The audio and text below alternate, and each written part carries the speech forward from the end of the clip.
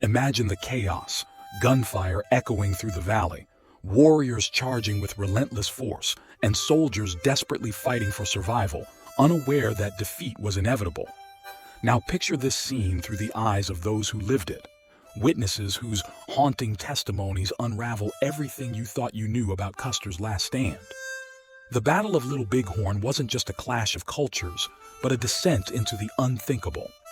On June 25, 1876, General George Custer and over 200 of his men met their fate in a battle shrouded in mystery and myth. But the eyewitness accounts of survivors, scouts, and even native warriors reveal a story far more complex and terrifying than the romanticized legends we've been told. Who were these witnesses? What chilling truths did they see on that fateful day? Stay with us as we expose the shocking details that defy logic and challenge everything about the story of Custer's final stand. Uncovering first-hand testimonies about Custer's final stand reveals horrifying truths defying logic. On June 25, 1876, in the shadow of the Little Bighorn River, a dark and tragic chapter in American history unfolded: the infamous last stand of General George Custer and his forces. Witnesses to this catastrophic event recounted a day filled with chaos and disarray, a battle that forever altered the narrative of the Great Sioux War. The horrifying ordeal faced by Custer's men, soldiers like George Dean and John Berkman, while battling an overwhelming force of Native American warriors, is illuminated in their testimonies. Their accounts shed light on the grim realities of that fateful day, long shrouded in myth and speculation. The soldiers not only faced the immediate terror of combat, but also endured rising doubts about their leaders' decisions as the attacks intensified. Despite the Little Bighorn River being in sight, the men were weakened by hunger and thirst, pushing their endurance to unimaginable limits. The sounds of gunfire and war cries mingled with the mournful wails of native tribes, creating an atmosphere of surreal chaos.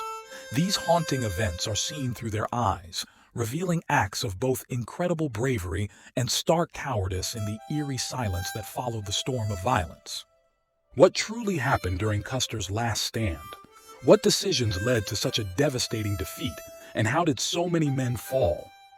Through first-hand accounts from those who survived that day, we uncover shocking details that defy logic.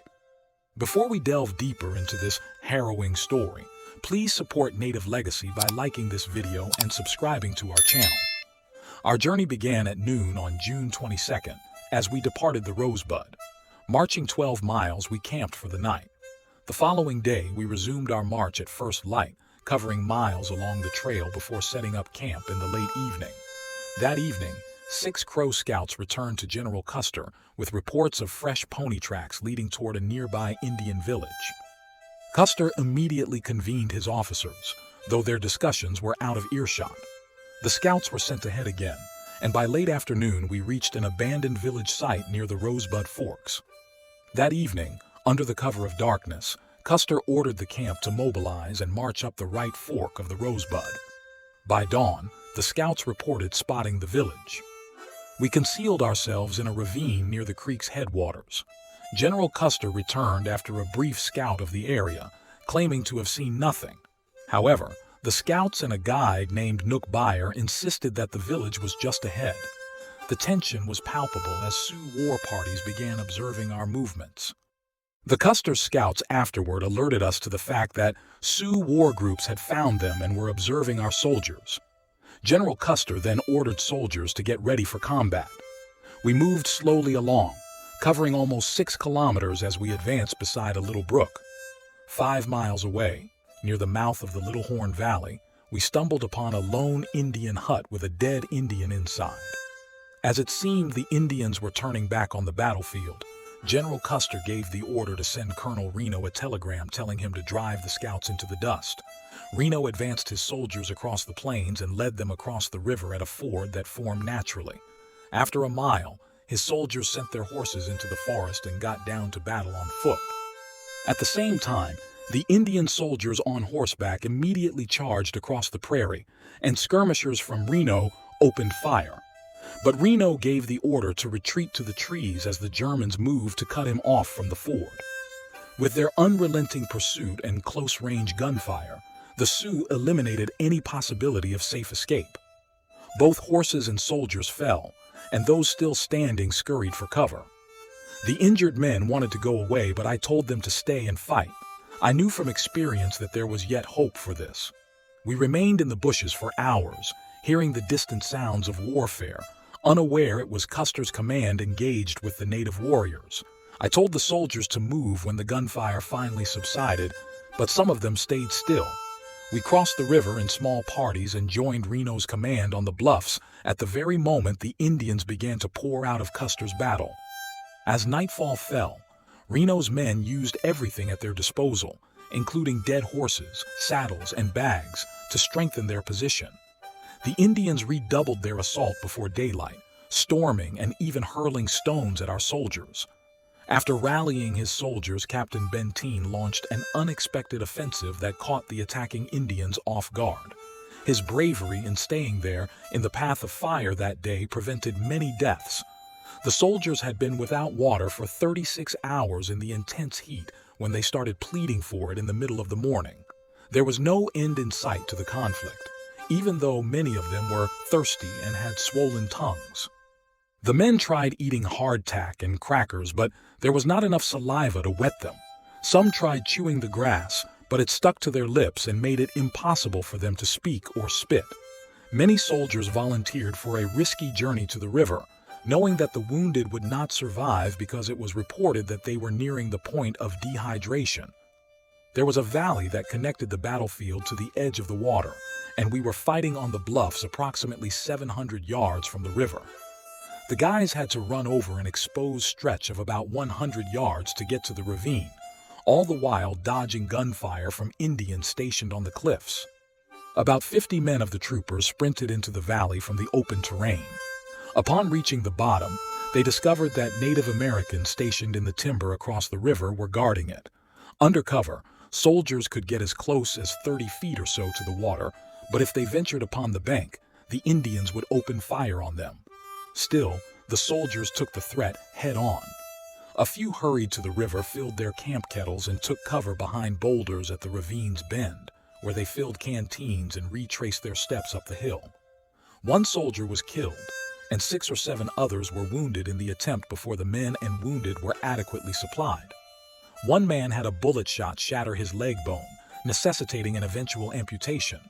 The Indians started to retreat at 2 o'clock, though skirmishing carried on until late in the afternoon. Moreover, by dusk, the Indian forces had left the battlefield. At last, we could provide water to the animals, a great number of them nearing the end of their lives, and let them graze. Colonel Reno strengthened and moved to a higher, more secure location that evening. The next day, we had expected another Indian warrior attack, but by daybreak, not a single Indian warrior was in sight. The men were sure that assistance was on its way, and at around 10 o'clock we actually got word that General Terry was just 6 miles away, approaching the valley with a sizable force. We soon noticed his forces moving forward. In answer to inquiries, Mr. Hayden restated his stance. Together with the scouts on Colonel Reno's left flank, he had entered the group of about 60 men, 35 Indians, 6 friendly Sioux, 6 Crows, and the other white men. He saw a scout raise his arm, probably dead with a bloody knife, and then fall. Since the 2 cavalry soldiers he had left in the timber could not be located, Hayden assumed they had also been dead. Riding a soldier's horse and attempting to return to the ford, Lieutenant McIntosh was slain. His horse also had been shot early in the combat. Lieutenant Hodgson, whose horse tumbled into the river and resulted in severe injuries, was also observed by Hayden. Hodgson attempted to, by holding onto a horse's tail, he managed to climb the opposite side, but as he got there, an Indian sharpshooter shot him. These Indian warriors were unable to seize any of Custer's supply packs or the mules, as they were with the others. Hayden questioned if the Indians had taken more than 100 horses from Custer, considering that the majority of Custer's horses were slain in the fight. He suspected that some men had been tortured after being taken alive, because Isaiah Dorman, a colored scout, had minor gunshot wounds on his legs that appeared to have been sustained while he was still alive, he thought the scout had been tortured. Another man's body had skin strips removed. The battlefield was full of old Indians and squaws who were wailing madly. However, I know in my heart that the dream won't stop until I get the guts to acknowledge reality. One by one, our guys were killed by a sharpshooter positioned on a neighboring hill on the 25th and 26th while the Indians below opened fire on us. This particular native warrior shooter had with him a buffalo gun in his hands. He was quite accurate. We could not see him, but every shot from him killed a man, a horse, or a mule. He turned out to be a more dangerous opponent than the fighters below, but Captain Ryan eventually used a long-range rifle to take him out. When I went over to that hill after the fight, I noticed the sniper laying there behind the boulders he had arranged for protection, his buffalo gun still in hand. Most of the Indians withdrew, going back to their village to grieve for their dead as the day went on and the smoke began to clear. The Indians left us stranded on the hill with just the right number of warriors. We had all gone without food since leaving camp with Custer earlier in the day. By that moment, we chewed raw bacon and hardtack, but it tasted like hay without water. The majority of soldiers were completely worn out, and some of the men just collapsed where they were, too tired to even consider what might happen next. Unfortunately, I was assigned a night watch and was standing outside Reno's tent. He was heard drinking heavily from a keg inside. He once said to another officer, "I wonder where the Marat of the American Army is now," and I overheard him laugh snidely as I marched by. Even though I was unaware of Marat's identity, I was offended that Reno was making fun of Custer.